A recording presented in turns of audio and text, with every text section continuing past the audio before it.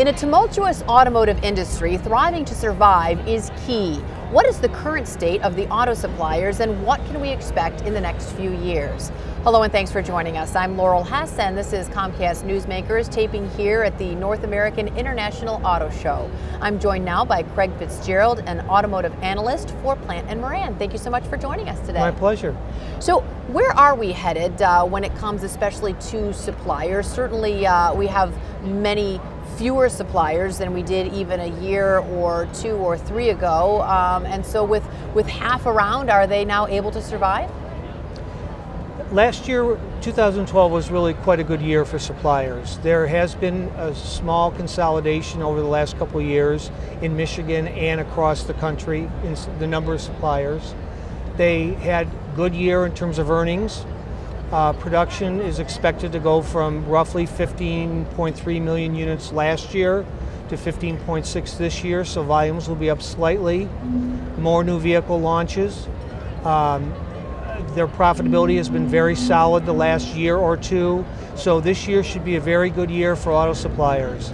We've heard for several years that manufacturing is dead or it's dying, yet there's an argument that that's not true at all, and there's still a lot of room for manufacturers here in Michigan. It sounds like a lot of, especially automotive suppliers, are here still in Michigan doing well, and Michigan still, are we sort of the leader, if you will, when it comes to housing suppliers in this country?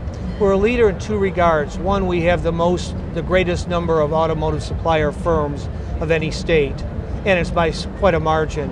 And secondly, this is where the technical centers are. This is where all the big suppliers have their engineers and product development people. So we're a leader in both regards.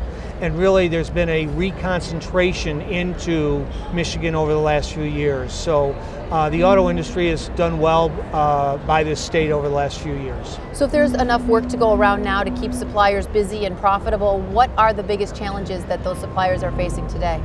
In fact, it's just the opposite. The suppliers that are being successful today are taxed by not having enough capacity.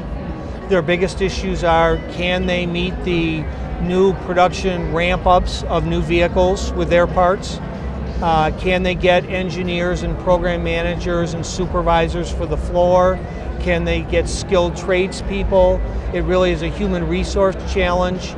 The economics of the business really are very solid. It's the execution of the business day in and day out that's the biggest challenge, particularly for the winners that have been growing substantially in size as other smaller suppliers go out of business. Well, and I would imagine those that are growing or have at least survived all the economic turmoil that the automotive industry has undergone, they're here for a reason. They're doing something right. They're doing a lot right. They've got good business models, they have good managerial talent, they have good equipment, and they have good relationships with their key customers, and importantly, they have contracts that allow for pass-through of raw materials. So as raw material prices go up and down, their pricing goes up and down, so they don't have a risk of steel doubling in price and it taking away all their margin.